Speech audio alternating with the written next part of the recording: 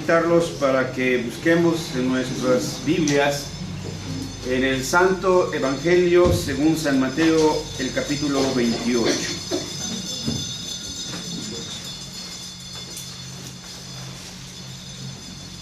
Vamos a leer de los versículos 16 al 20.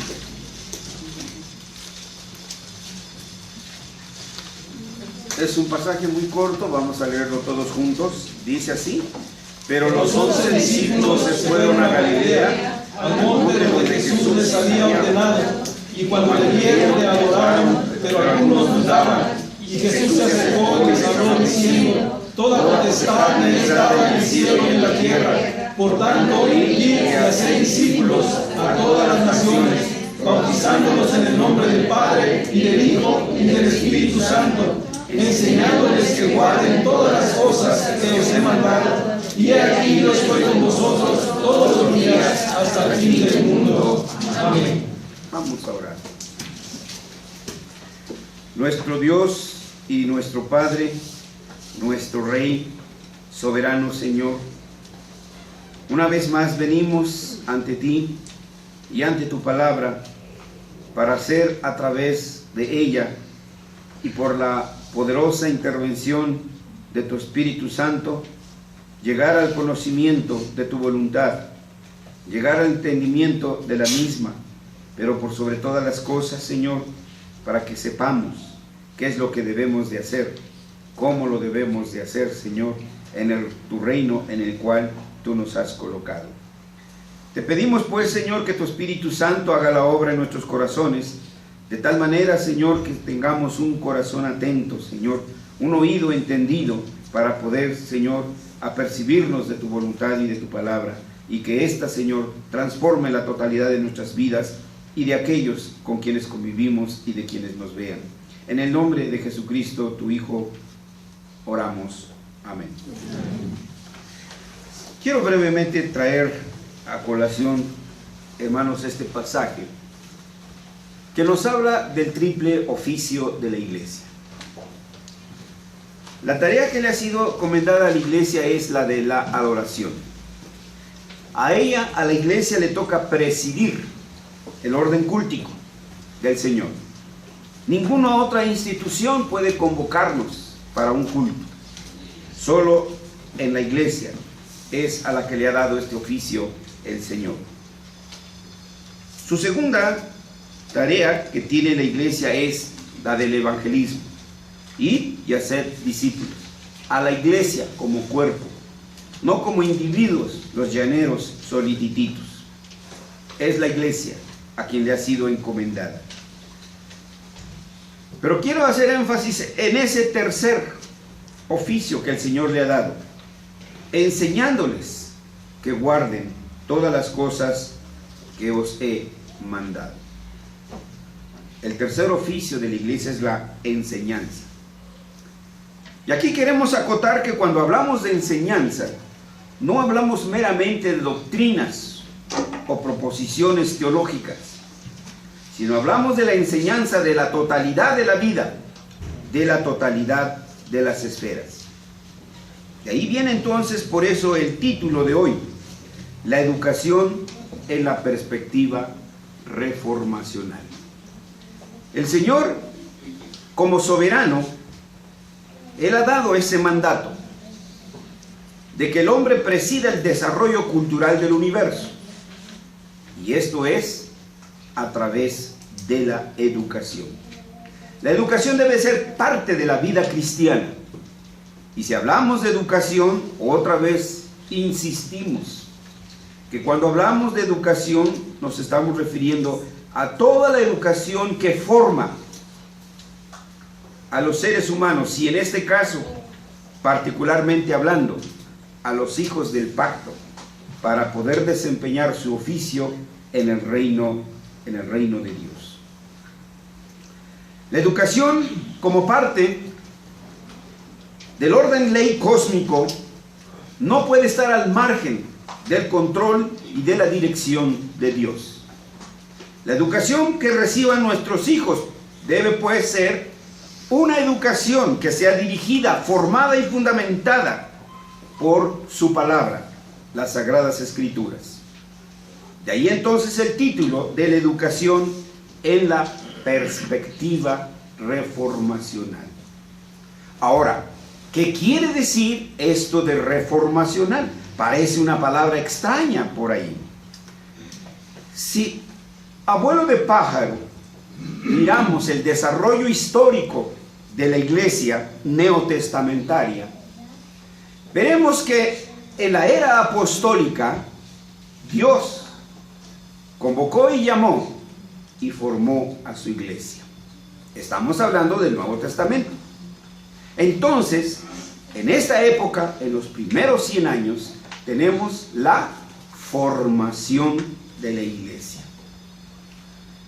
Con crestas y con valles, pero la iglesia caminó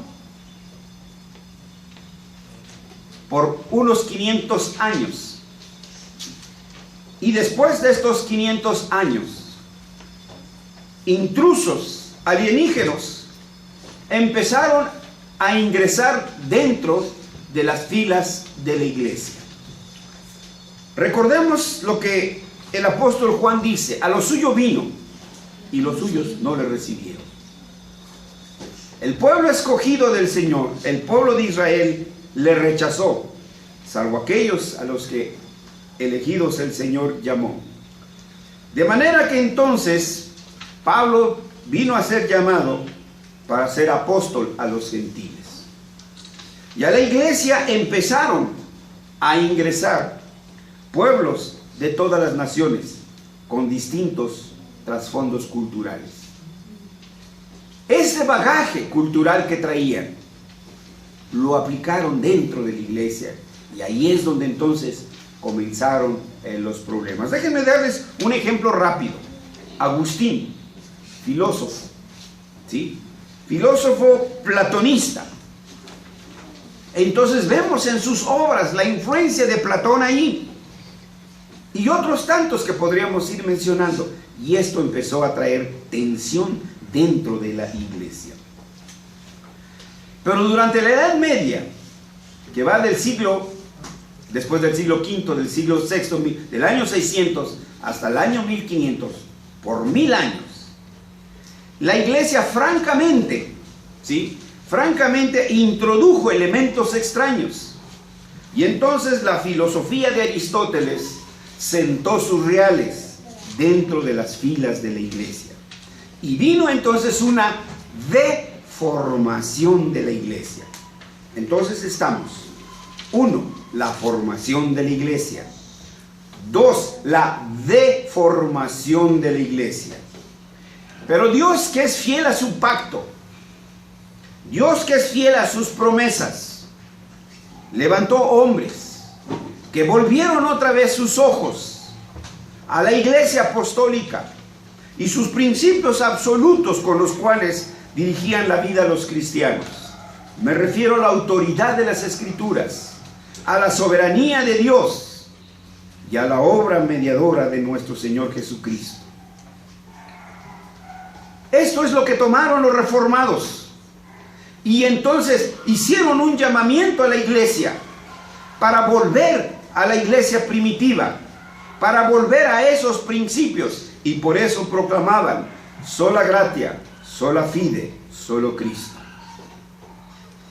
De manera que ahora el llamado era para una reforma de la iglesia, y así tenemos ya 3: 1, formación de la iglesia; 2, deformación de la iglesia; 3, reformación de la iglesia. Solo que nuestro español no acepta, ¿no?, la palabra reformación, que sería la transliteración, sino nos quedamos en reforma, por razones gramaticales. Pero diríamos formación, deformación, reformación. Fue un llamado. Pero aquí pasaron 300 años difíciles, hermanos. 300 años en que la Iglesia Católica se dedicó a perseguir, a atacar a la Iglesia Reformada. 300 años en que la Iglesia Reformada se dedicó a defenderse de esos ataques. Fueron 300 años que nuestra iglesia perdió terreno. Porque mientras unos atacaban y otros se defendían, el humanismo poco a poco fue tomando el liderazgo del mundo. Ese fue el gran problema. Y esto es algo de lo que no hemos podido ver. Porque si bien el Renacimiento hablaba, pero el cristianismo tenía también su voz. Si bien los enciclopedistas hablaron, pero el cristianismo también tenía su voz.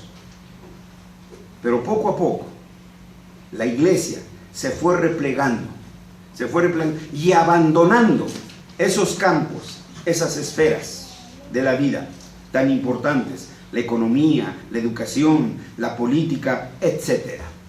Y ahí fue donde entonces creció el humanismo.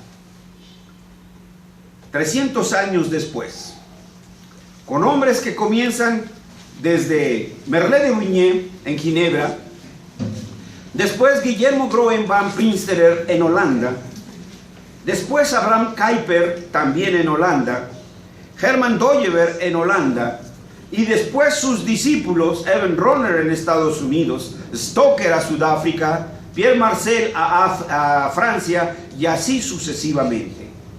Estos reformados, notando que la iglesia reformada se había ya desviado a los principios del humanismo, hace un llamado para volver a la reforma, a los principios de la reforma del siglo XVI. Y esto es lo que entonces algunos dieron en llamar movimiento reformacional. El movimiento reformacional no es más que un llamamiento de volver a la reforma, de volver a aquellos principios que guiaron a los reformados: sola gratia, sola fide, sola escritura. Y esto es entonces lo que hemos venido viendo. Vimos la parte histórica, como hombres que nos quedamos cortos porque solo mencionamos unos cuantos, ¿sí? Porque nos faltó mencionar Melanchthon, por ejemplo, el fundador de la Folk School. Nos faltó mencionar, por ejemplo, Bucero y el fundador del Gymnasium, lo que hoy llamaríamos preparatoria o high school. Omitimos también a Pierre Viret, quien fundó la Academia de Lausanne, porque el espacio no nos daba, no porque no tengamos más que decir, tenemos mucho todavía que decir, pero nos enfocamos a la historia.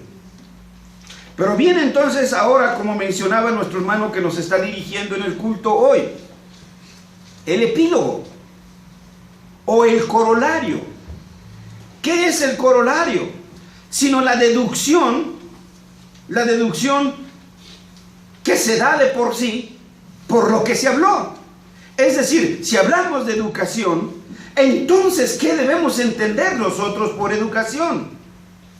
Y dejaríamos trunco el tema si no mencionamos. Si solo estamos hablando o si solo estamos criticando, pero no proponemos, entonces nuestra exhortación queda trunca. Y esta es entonces la idea de estos dos temas que van a ser tratados como epílogo. La educación en la perspectiva reformacional. ¿Recordarán? Cuando el apóstol Pedro se dirigió por primera vez a aquella multitud y les presentó la parte histórica del Mesías, y luego les presentó al Mesías que ya había venido, llegó a un punto en que el pueblo diría: varones, ¿qué hacemos? Esa es ahora. Sí, ya hablamos que Dios movió a estos hombres a la educación, y ahora ¿qué nos toca hacer a nosotros aquí? Ese es el punto de ahora. Para hablar de la educación desde la perspectiva reformacional, tenemos que tomar en cuenta en primer lugar el mandato cultural, temas que por ahora solamente serán mencionados, no discutidos, pero tendremos el momento, hermanos, para también a cada uno de estos puntos darles su propio lugar. Génesis 2:15. El Señor indica el propósito para el cual creó al hombre. Los puso en el huerto del Edén para que lo desarrollara y lo labrara. Ese es el mandato cultural. el mandato que el Señor le da al hombre para presidir el desarrollo cultural del universo. Viene la caída, pero el pecado no va a triunfar sobre Dios, no va a triunfar sobre sus planes. Dios no tiene plan B. Dios tiene sus planes y estos se cumplen. Y entonces vemos surgir la antítesis. Si bien es cierto, Groen van Prinsterer y Abraham Kuyper mencionaron la antítesis, y ponderaron sobre la antítesis, no es que ellos la hayan inventado, es que al volver a las Escrituras vieron que allí estaba la antítesis. Lo mismo Bullinger, 1530, presenta el tema del pacto. Lo inventó Bullinger, no lo inventó, es que allí está en las Escrituras. Y cuando uno es fiel en la lectura de las Escrituras, pues las cosas surgen y el Espíritu Santo nos lleva a ese entendimiento. Hay una antítesis irreconciliable, una antítesis establecida por Dios: la simiente de la mujer y la simiente de la serpiente. Y esa antítesis jamás en ningún punto tiene conversión. Son dos líneas paralelas, irreconciliables. Nosotros entonces no tenemos por qué tratar de unir esas dos líneas que Dios ha separado. Dando un salto, porque podríamos ir por todas las Escrituras para demostrar que esa antítesis siempre está presente, pero damos un salto hasta el Nuevo Testamento. Hasta el Nuevo Testamento, y entonces vemos cómo el Señor habla de trigo y ¿qué? Y así podríamos seguir dando más ejemplos. Entonces hay una antítesis real. La antítesis no es simplemente una división, ¿sí? Pinta tu raya, ¿sí? Y aquí nada más los cristianitos y allá del otro. No, es una perenne oposición a la voluntad de Dios. Siempre. Nuestro Señor Jesucristo dijo: el que no es conmigo. Entonces, hermanos, no puede haber neutralidad. O estamos con Cristo o estamos contra Cristo. Esa es otra realidad que debemos tomar entonces en la educación. Entonces, ¿cómo es posible que alguien que es de la antítesis eduque a nuestras juventudes? ¿Cómo es que alguien que es de la antítesis eduque a nuestros niños? ¿Estos bastardos son los que le están dando educación a nuestros hijos? Vean, hermanos, no hemos reflexionado en eso, ¿sí? Porque esos 300 años nos obnubilaron, ¿sí? Y cuando nuestros ojitos se abrieron como cristianos, pues creímos que eso era normal. Pero no, hermanos. Tenemos que hacer algo con la ayuda del Señor para rescatar, restaurar y redirigir este orden que ha sido alterado. Por tanto, hermanos, no podemos ignorar en la tarea educativa el oficio universal del hombre. Nadie puede ejercer un oficio, absolutamente nadie, si no tiene visión, si no tiene autoridad y si no tiene poder. Los oponentes de nuestro Señor Jesucristo le preguntaron: dinos, ¿con qué autoridad haces estas cosas? Y el Señor les respondió: yo les diré con qué autoridad la hago, si me responden esto. El bautismo de Juan, ¿de quién era? Y ellos no quisieron responder. Si estos líderes, ¿sí?, no tenían capacidad para responder, no merecían entonces tampoco una respuesta. Quien ocupa un cargo sin visión es un usurpador. Quien ocupa un cargo sin autoridad es un usurpador. Y si quien ocupa un cargo y quien ejerce un poder sin visión es un usurpador. ¿Quiénes le dan educación a nuestros niños? ¿Quiénes le dan educación a nuestros jóvenes? Hombres irredentos que no tienen ni visión, ni autoridad, ni poder. Porque el poder lo otorga la visión. Y es la comunidad de creyentes quien reconoce esa visión, les da autoridad y entonces el poder.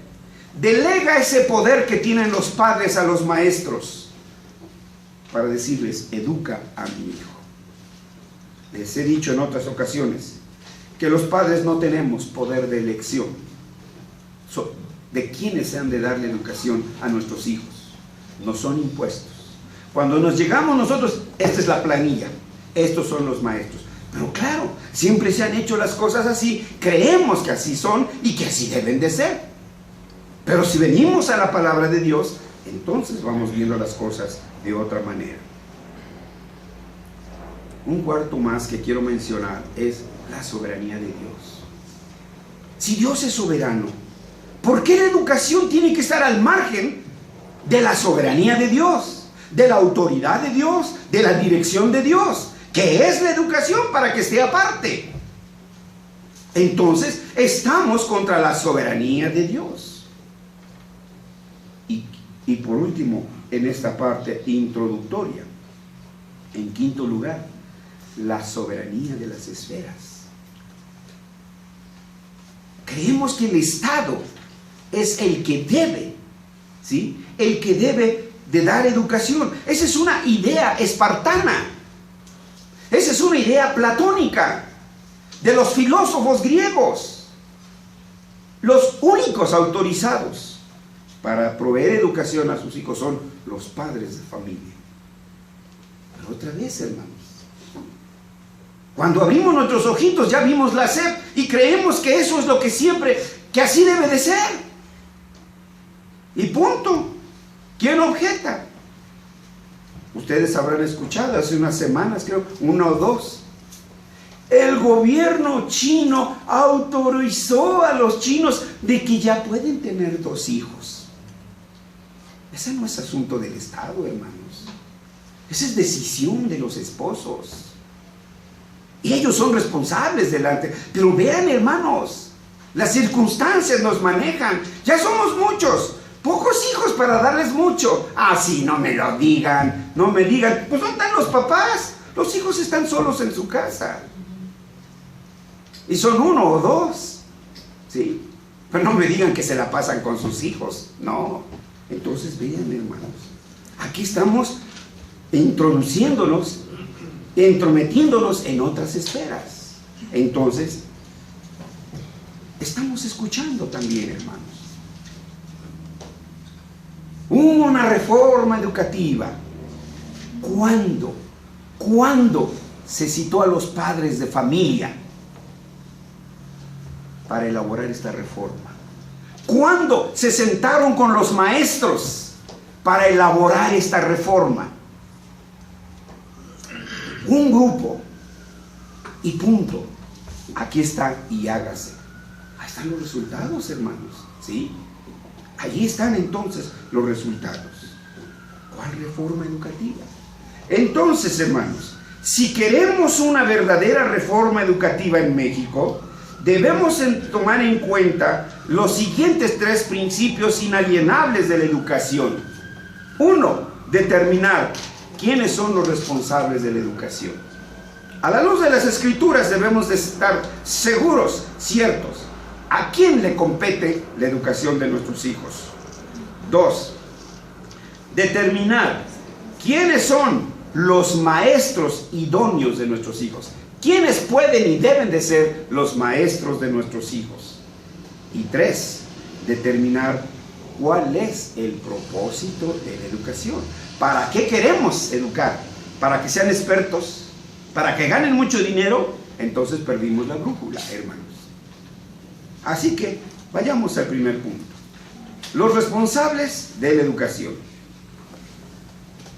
Desde hace mucho tiempo, la educación de nuestros hijos la hemos abandonado en manos del Estado. Ha sido el gobierno quien se ha encargado de los menesteres de la educación, y con el señuelo de que es gratuita, los padres hemos adoptado una actitud pasiva en la educación de nuestros hijos. La Escritura es clara en lo que se refiere a la educación. La Biblia nos hace ver que la responsabilidad de educar cae directamente sobre los padres y de ahí se dirige a la comunidad y a la iglesia. Tratemos de explicar esto brevemente. La responsabilidad de los padres en la educación de los hijos. Por extraño que pudiera parecernos, los inmediatos responsables de la educación son los padres de familia, sí, papá y mamá. A ellos Dios les dio el privilegio y la ineludible tarea de educar a sus hijos. En el Pentateuco, en las palabras de Moisés, Dios estaba dirigiendo a los padres de familia en los siguientes términos: y estas palabras que yo te mando hoy estarán sobre tu corazón y las repetirás a tus hijos. Está el primer mandato: tus hijos. Los primeros maestros de nuestros hijos o de los hijos son sus padres. Y hablarás de ellas estando en tu casa. Hay educación en la casa. Andando en el camino, hay educación en la cotidianidad de la vida, y al acostarte, al hacer el recuento de tus actividades y cuando te levantes. Todo el día estamos aprendiendo, hermanos. Nos presumen ahora de escuelas de tiempo completo. No hubo debate cuando nos invitaron, hermanos. Solo nos dijeron: voy a promover que la educación llegue hasta las 6 de la tarde y que haya comida. Pero no nos dijeron: ¿ustedes qué piensan? Cuando terminó el candidato de hablar, ¡pum!, agarró y se fue. Y nos dejó comiendo. Bueno, esa es la única parte amable del asunto, ¿verdad? Pero no hubo oportunidad para ese intercambio, hermanos. Sigue diciendo la Escritura: y las atarás como una señal, y estarán como frontales ante tus ojos, y las escribirás en los postes de tu casa y en tus puertas. Hermanos, que nuestros niños estén 4 horas más en la escuela, o 6 horas más.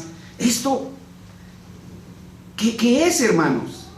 Simplemente que el Estado está arrancando del seno del hogar a los niños. Y los padres entonces no tienen oportunidad para enseñarles sus principios, sus valores a esos niños. Nótenlo. Entonces vean, lo que van a recibir es una educación espartana. Los niños no son del Estado. Los niños son de la familia. Pero quizá salte la pregunta: ¿pero cómo es que un padre? Bueno, de hecho sí. Cuando he presentado este tipo de conferencias, es una de las preguntas primeras con las que ¡pum!, me reciben, ¿no? ¿Cómo un padre, pero así como con sorna y sarcasmo, cómo un padre de familia que tiene que salir a trabajar, o un ama de casa que tiene que cumplir con los quehaceres del hogar, puede apartar tiempo para educar a su hijo? Además, por añadidura, tomemos en cuenta que muchos padres desconocen las técnicas de la pedagogía y otros tantos apenas terminaron la primaria o apenas sí saben leer y escribir. Qué difícil nos la pusieron. Los padres son responsables de la educación de sus hijos en el sentido de que son ellos los que deben elegir el tipo de educación que darán a sus hijos. Coincidentemente, el tercer artículo constitucional que habla de la educación es el mismo, con ese número es el mismo tercer artículo de la Declaración de los Derechos sobre esta área de la educación. Y en esta Carta Universal sobre los derechos de la educación de los hijos dice: los padres tienen el inalienable derecho de elegir qué tipo de educación le darán a sus hijos. Y nosotros como pueblo mexicano nos adherimos a esa declaración. Pero es una contradicción, hermanos, ¿sí? Entonces no se lleva a cabo. Reitero, los padres son responsables de la educación de sus hijos en el sentido de que son ellos los que deben elegir el tipo de educación que darán a sus hijos. Son ellos los que han de decidir quién les va a enseñar a sus hijos. De la misma manera que la comunidad cristiana apartamos a aquellos que han de ser nuestros pastores, así nosotros como comunidad de padres miramos por aquellos que tienen los dones para educar, y los consagramos, es decir, los separamos y les encomendamos la educación de nuestros hijos. Esa es la parte responsable. No estamos diciendo que el padre a fuerza le esté enseñando que 2 por 2, 2, 2 por 3, 8. No, ¿verdad? Bueno, hay mucho más que decir sobre esto, hermanos. Aquí solamente tocamos apenas los puntos. Pero vamos al segundo, porque mencionamos que la reforma educativa requiere, la educación es de responsabilidad de los padres, pero también es responsabilidad de la comunidad. La iglesia es una comunidad de fe redimida. Todos nosotros. Con la tarea de manifestar el reino de Dios. Todos nosotros, usted y yo, cada uno de nosotros tiene que manifestar ese reino. Todos los creyentes, cada uno, hasta los que ya se están durmiendo allá atrás, digo, allá de qué lado. Cada uno de nosotros, ¿sí? Todos los creyentes que formamos esta comunidad como tal, debemos estar interesados en lo que aprenden los hijos del pacto. ¿Qué le están enseñando a nuestros hijos? Son los creyentes como comunidad, no el consistorio, no el pastor, pues no es un asunto eclesiástico, sino la comunidad, quienes deben asegurarse que tanto la escuela como el cuerpo docente y aún el currículum, o currículum en su sentido original. Hoy ha diferido en su uso loquendi el término de currículum y currícula. La currícula de materias escolares es asunto de la comunidad, y la comunidad debe ver que sea idónea para que los niños de la comunidad cristiana sean debidamente instruidos para poder manifestar el reino de Dios. Vean, los objetivos son distintos. Los objetivos son para que ganes más, para que seas de éxito. No estamos diciendo que esas cosas sean malas. Estas vienen, ¿sí? Como dice la Escritura, buscar el reino de Dios y su justicia y todo será. Ahí está. Pero el punto aquí es el reino de Dios, ¿sí? ¿De qué manera?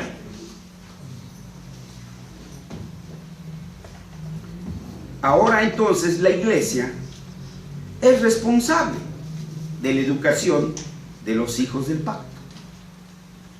Se ha dicho que la educación no es asunto eclesiástico. Entonces, ¿cómo participa la iglesia en la educación de los niños? Bueno, primeramente, tómese en cuenta que la iglesia es columna y baluarte de la verdad. Primera de Timoteo 3:15. En segundo lugar, nótese que la educación, tanto la que imparte el Estado como las escuelas privadas, está moldeada por una cosmovisión secularizada. Por tanto, los programas educativos, tanto del Estado como el de las escuelas privadas, son como el caballo de Troya, que han penetrado dentro de las filas del cristianismo y han carcomido como gusano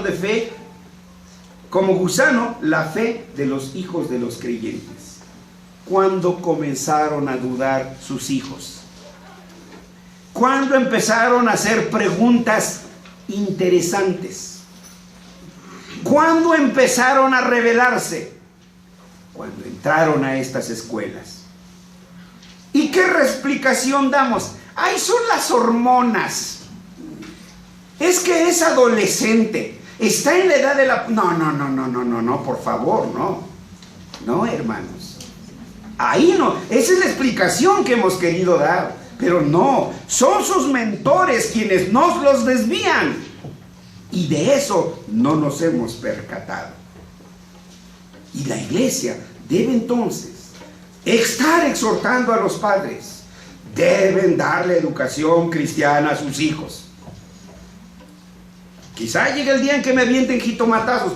Que sean jitomates, hermanos, no vayan haciendo piedras, por lo menos que sean jitomatazos. Pero eso Pablo le recomendó a Timoteo y también a Tito. En estas cosas quiero que insistas. Y seguiremos insistiendo, hermanos, ¿sí?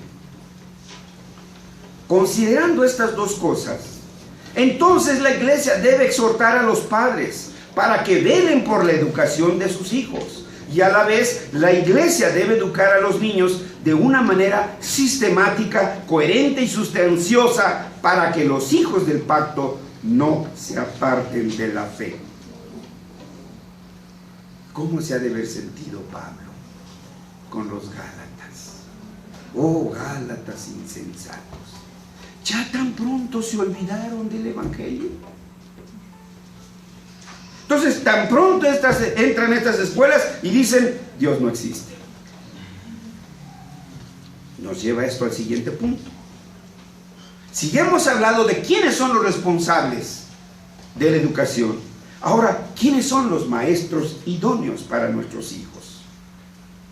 El apóstol San Pablo exhorta a Timoteo de la siguiente manera. Segunda de Timoteo 2:2. Lo que has oído de mí ante muchos testigos, esto encarga a hombres, escuchen, fieles, que sean idóneos para enseñar también a otros.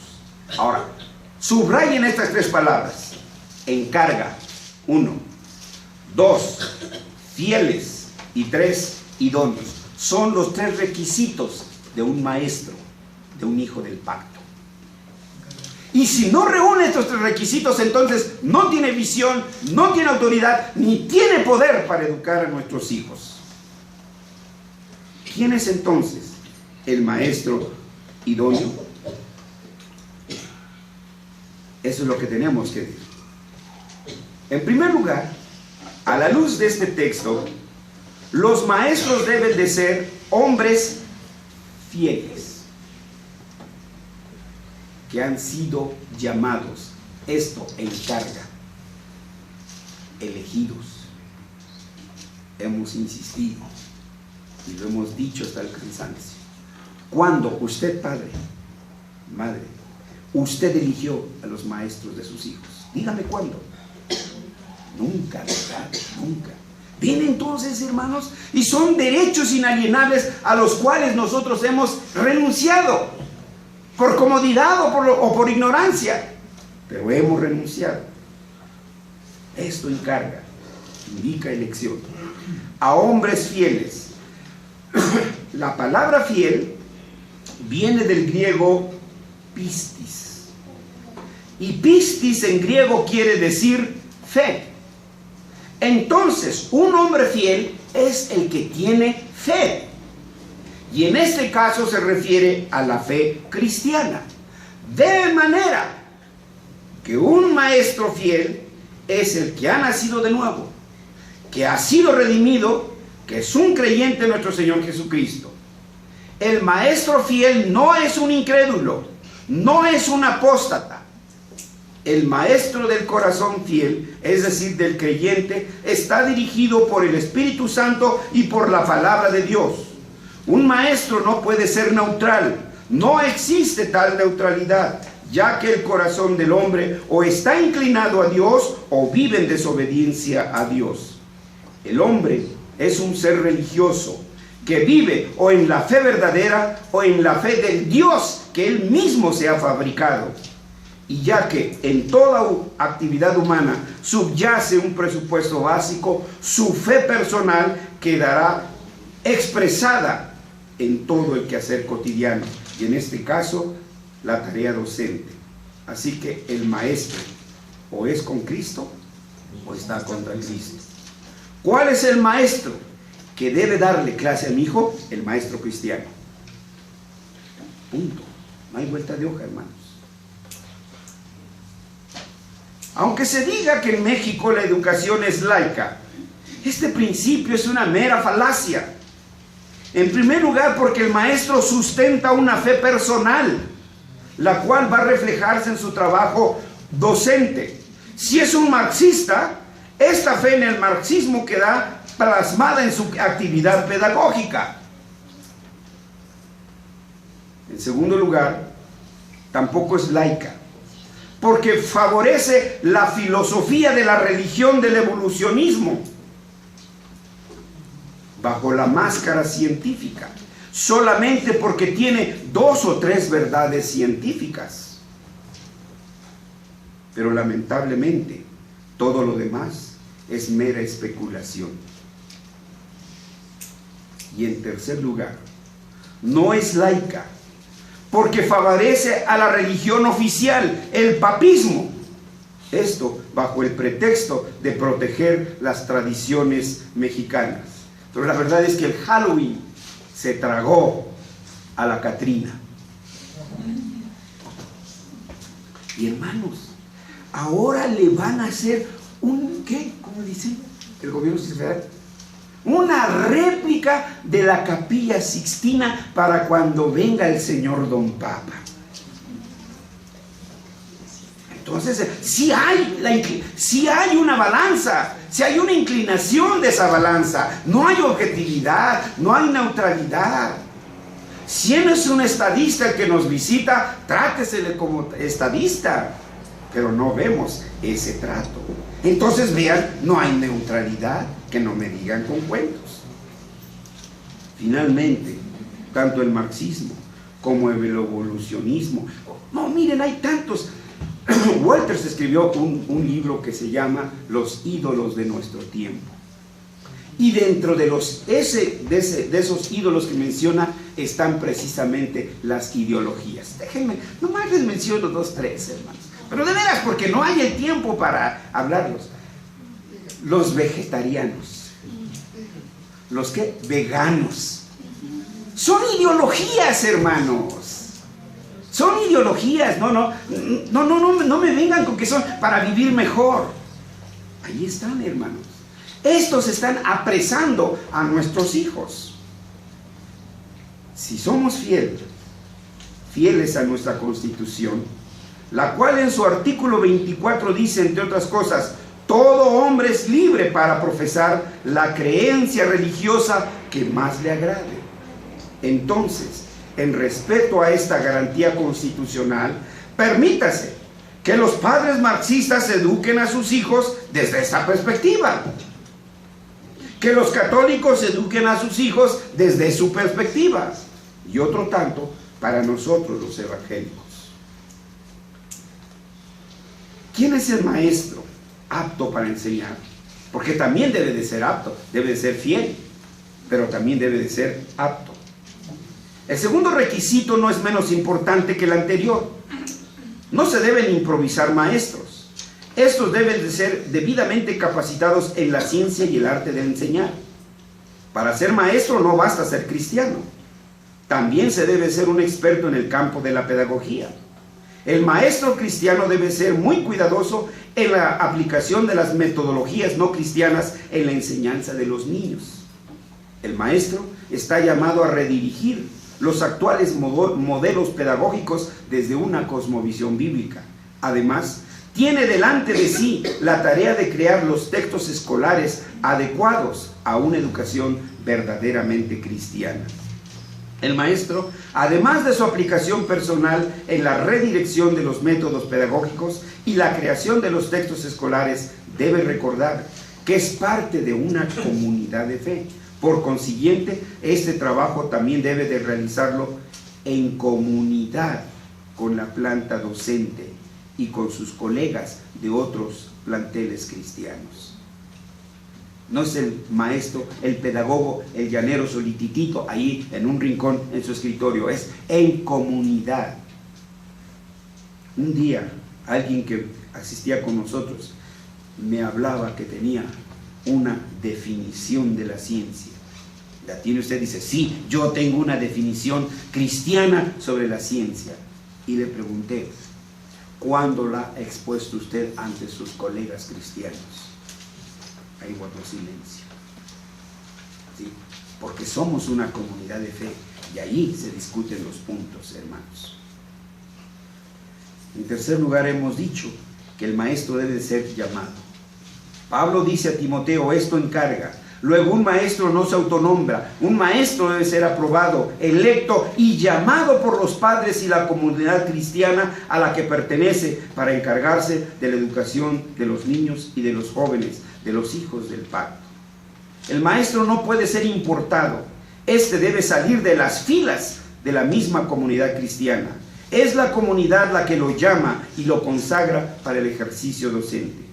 Como ya se habrá notado, podemos concluir esta sección afirmando que los actuales maestros de nuestros niños y jóvenes, tanto en la educación estatal como en la privada, están muy lejos de poder cumplir con todos estos requisitos que la Escritura demanda que los padres se exijan para que los hijos de la comunidad cristiana sean debidamente educados en una auténtica perspectiva cristiana. En segundo lugar, el propósito de la educación. ¿Cuál es este?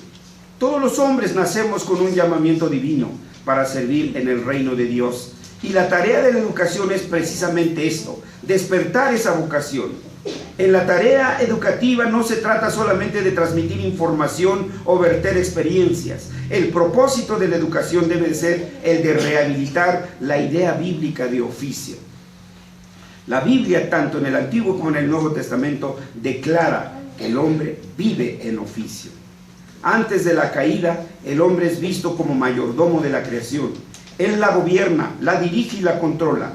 Todas las criaturas tenían que venir al primer Adán y él las ofrecía en olor grato. Después de la caída, el concepto de oficio se distorsionó a tal grado que Caín mata a su hermano Abel. Y cuando Dios le demanda la sangre vertida, ¿cuál es la respuesta cínica de Abel? ¿Soy acaso guarda de mi hermano? ¿Soy acaso su pilmama? La respuesta divina fue: la voz de las creyentes fue monopolizado por el clero y el Estado. Así pues, el sacerdote atendía los asuntos espirituales del reino de la gracia, mientras que el rey se encargaba de los asuntos seculares del reino de la naturaleza. Este concepto, hermanos, dualista, fue introducido del pensamiento de los griegos, de su idea forma-materia, en donde la forma representa en su fin último las cosas espirituales, y por otra parte, la materia representa la naturaleza. Durante el Renacimiento y la era de la Ilustración, el oficio del hombre fue minado con ideologías como igualdad y democracia. Sí, Francia clamaba igualdad, democracia, libertad. Pero no se olviden las otras palabras. ¿Se acuerdan cuáles eran las otras palabras? Ni rey ni Dios. Muere el rey, muere el tirano, ni Dios ni rey. Entonces vean, hermanos, sí tenemos que mirar todos estos conceptos, ¿sí? Entonces, conceptos que surgieron de la idea de la autonomía del hombre respecto de Dios y la dirección de la palabra, aun cuando la Escritura toma en cuenta la igualdad de los hombres y la libertad responsable de decidir, reaccionando así contra la idea del totalitarismo de sus días. Durante la Reforma, el pastor francés Juan Calvino rearticuló la idea bíblica del oficio universal del hombre para el desempeño de su oficio, el cual fue hecho profeta, rey y sacerdote. Profeta para anunciar las virtudes de Dios en todos los campos del quehacer humano. Sacerdote para ministrar a toda la creación y ofrecer sus frutos en olor grato a Dios. Y el oficio del rey para gobernar con justicia en la inmensa vastedad del universo. 3 siglos después, Abraham Kuyper elaboró la idea de oficio del hombre en su posición relación, como siervo, como custodio y también como mayordomo. Por consiguiente, la idea bíblica de oficio debe abarcar educación, responsabilidad y servicio. La educación debe tener como fin la capacitación para el ejercicio fiel del oficio del hombre en el desempeño de su servicio dentro del reino de Dios. Todos los hombres tienen un llamamiento divino para servir en el reino de Dios. Y la tarea de la educación es precisamente despertar esa vocación.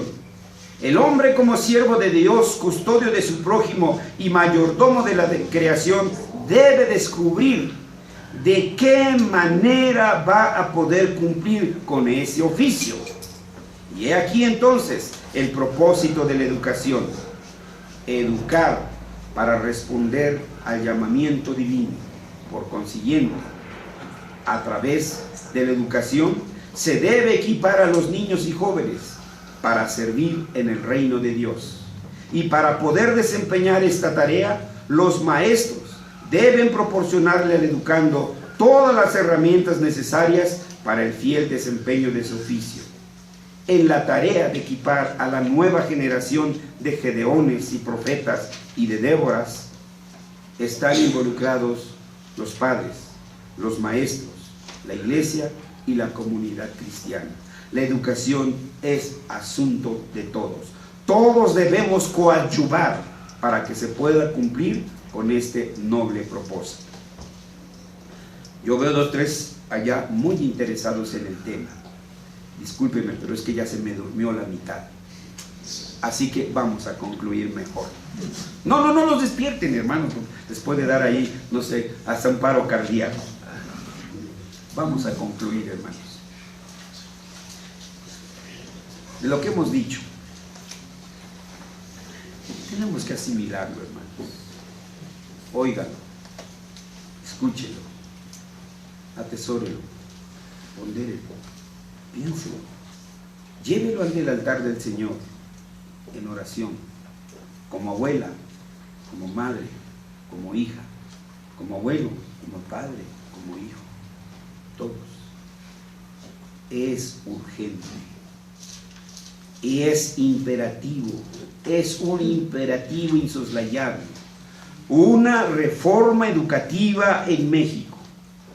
Necesitamos una reforma que vaya a las raíces del problema, el corazón del hombre. Ese es el verdadero problema, hermanos. ¿Cuándo habrá una verdadera reforma educativa en México? Cuando los padres de familia cristianos sintamos dolor, sintamos angustia por el tipo de educación que están recibiendo nuestros hijos. Mientras no haya eso, nada se podrá hacer. ¿Cuándo habrá una verdadera reforma educativa en México? Cuando los padres seamos conscientes que el tipo de educación que están recibiendo nuestros hijos no glorifica a Dios. Finalmente vamos a entregar cuentas a Dios. Acuérdense, de toda palabra ociosa, dice el Evangelio de San Mateo, daremos cuenta en el día del juicio. Un día estaremos frente al trono como padres. ¿Y qué respuesta vamos a dar a Dios de nuestros hijos? Cuando los padres seamos conscientes que el tipo de educación que están recibiendo nuestros hijos no glorifica a Dios, que por el contrario, poco a poco los va alejando de la fe verdadera. Entonces, cuando seamos conscientes de eso, habrá una reforma educativa. ¿Cuándo habrá una reforma educativa en México? Cuando en una acción conjunta participemos los padres, la comunidad, la iglesia y aún el Estado mismo. Sí, tiene participación, pero también tiene sus límites el Estado. Cuando todos participemos como mexicanos en la tarea de buscar quiénes enseñarán a nuestros hijos y qué se les ha de enseñar. Si los padres mexicanos tuvieran la libertad de elegir qué se les ha de enseñar y quiénes han de ejercer la tarea de educar, y si se adquiere plena conciencia de que educar es equipar para servir en el reino de Dios, entonces sí que estaríamos hablando de una verdadera reforma educativa en México. Si quisieran abundar en estos temas, hermanos, yo quisiera recomendar Teología Contemporánea en el Mundo, de Harvey M. Cohn. ver cómo entonces el fundamentalismo y el evangelicalismo nos ha devorado, de tal manera que hemos creído que la educación debe de ser secular y lo de los asuntos de la iglesia deben ser manejados en la iglesia. Evan Rohner escribió The Relation of the Bible to the Learning. ¿Cuál es la relación de las escrituras en el aprendizaje? Van Riesen está en español. De seguro que su hijo ya leyó por lo menos un tomo de Harry Potter. Ya habrá leído Enfoque Cristiano de la Ciencia, de Editorial Felide. ¿Okay? Pues que lo vuelva a leer, porque parece que no lo ha leído. ¿Sí? Werther's Creation Regained, creación recuperada. Es más, está en español, hermanos. ¿Sí? Para aquellos que ya les aburrió hablar en inglés, ¿sí? Está en español. Y hay mucha más, hermanos. ¿Sí? En el link de nuestra iglesia, ahí está Project Publishing. Ahí hay mucha literatura sobre esto. Que tiene que aprender inglés, pues vaya, ¿a dónde queja? A lo mejor sale usted hablando inglés, ¿no? Hoy entra a la escuela y mañana ya sale hablando inglés. Dicen. Entonces, hermanos, de veras, pensemos en serio en la educación de nuestros hijos, porque insisto, le vamos a dar cuentas a Dios de la educación que le hemos dado a nuestros hijos y de la que le proveamos. ¿Estamos preparados para dar respuesta al Señor cuando estemos en su presencia? Vamos a orar.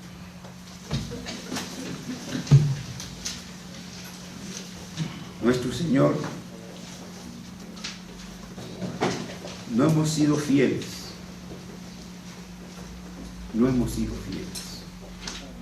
Y por eso te pedimos perdón. Señor, ha sido en vano derramada la sangre de tus mártires,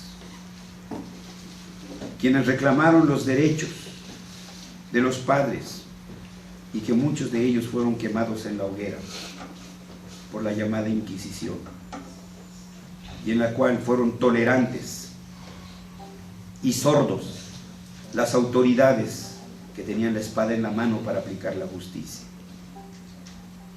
Los hemos traicionado, Señor, y por eso te pedimos perdón, Señor. Pero te rogamos ahora que nos muevas para que estas nuevas generaciones, Señor, sean educadas como tú quieres que sean educadas, y que, Señor, cada una de estas esferas que ahora están en manos incrédulas también sean rescatadas y redirigidas por estos hijos del pacto. Señor, sé propicio a nosotros pecadores. Amén.